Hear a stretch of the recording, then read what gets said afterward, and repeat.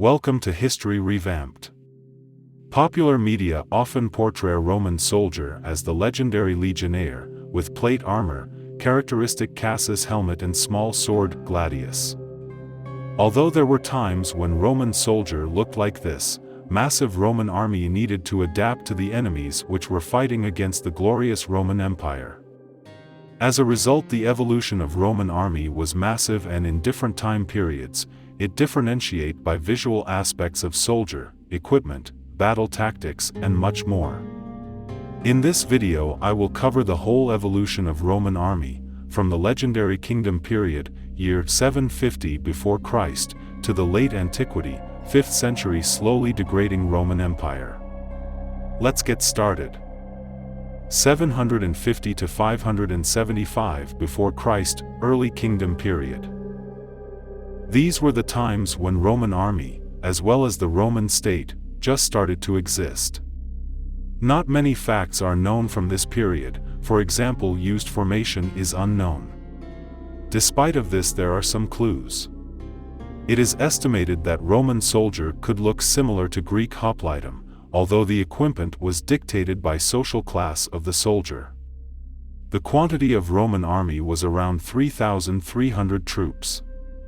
As you can see, the first centuries of Rome are nothing but misty. Next period is way more interesting.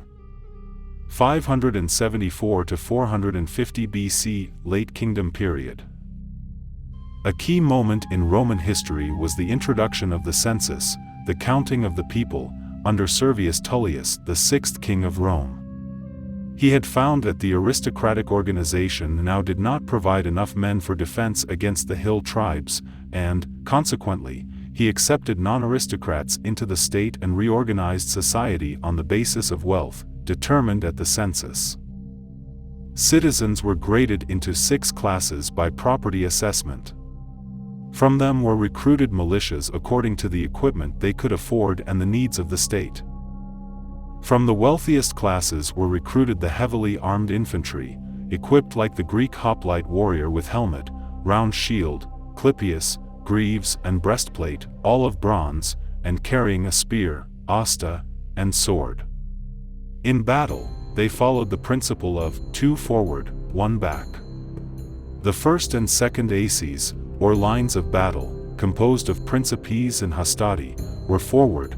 The triarii, or third rank, containing the veterani, or old ones, was held in reserve.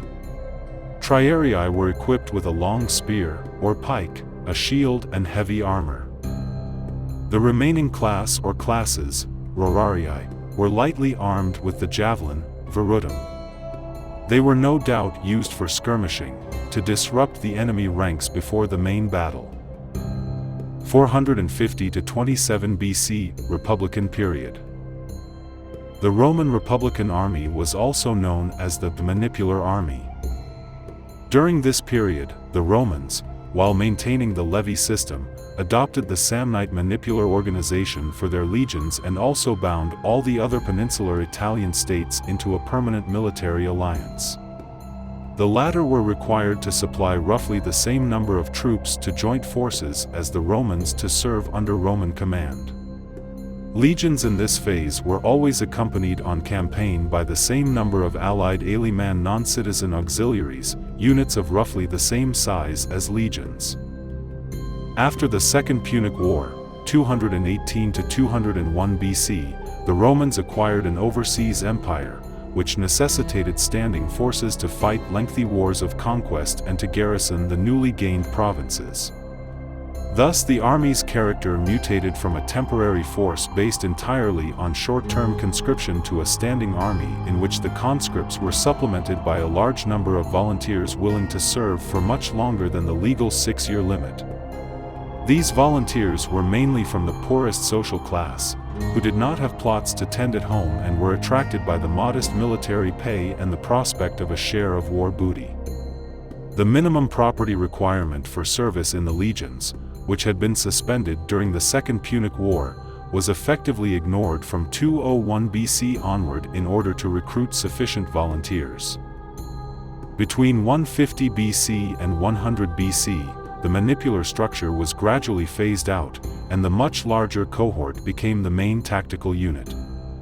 In addition, from the Second Punic War onward, Roman armies were always accompanied by units of non-Italian mercenaries, such as Numidian cavalry, Cretan archers, and Balearic slingers, who provided specialist functions that Roman armies had previously lacked. 27 BC, 284 AD, Early Roman Empire. During this period, the republican system of citizen conscription was replaced by a standing professional army of mainly volunteers serving standard 20-year terms, plus 5 years as reservists, although many in the service of the Roman Empire would serve as many as 30 to 40 years on active duty, as established by the first Roman emperor, Augustus. Regular annual conscription of citizens was abandoned and only decreed in emergencies. Under Augustus, there were 28 legions, consisting almost entirely of heavy infantry, with about 5,000 men each and total number of 125,000. This had increased to a peak of 33 legions of about 5,500 men each, c. 180,000 men in total, by 200 AD under Septimius Severus. Legions continued to recruit Roman citizens, mainly the inhabitants of Italy and Roman colonies, until 212. Legions were flanked by the auxilia, a corps of regular troops recruited mainly from peregrini, imperial subjects who did not hold Roman citizenship. Auxiliaries, who served a minimum term of 25 years, were also mainly volunteers, but regular conscription of peregrini was employed for most of the 1st century AD. Under Augustus, the auxilia consisted of about 250 regiments of roughly cohort size, that is, about 500 men, in total 125,000 men, or 50% of the total army. Under Septimius Severus, the number of regiments increased to about 400, of which about 13% were double strength, 250,000 men, or 60% of total army. Auxilia contained heavy infantry equipped similarly to legionaries, almost all of the army's cavalry, both armored and light, archers and slingers. 284 to 641 AD Late Roman Empire. Finally, the Late Roman Empire army. In this phase, crystallized by the reforms of the Emperor Diocletian, the Roman army returned to regular annual conscription of citizens, while admitting large numbers of non-citizen barbarian volunteers. However, soldiers remained 25-year professionals and did not return to the short-term levies of the Republic. The old dual organization of legions and auxilia was abandoned, with citizens and non-citizens now serving in the same units. The old legions were broken up into cohorts or even smaller units. At the same time, a substantial proportion of the army's effectives were stationed in the interior of the empire, in the form of comitatus praesentiales, armies that escorted the emperors.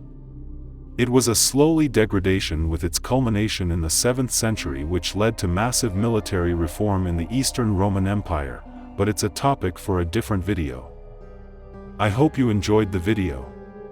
It took me massive amount of time to make, so consider leaving a like and subscribe.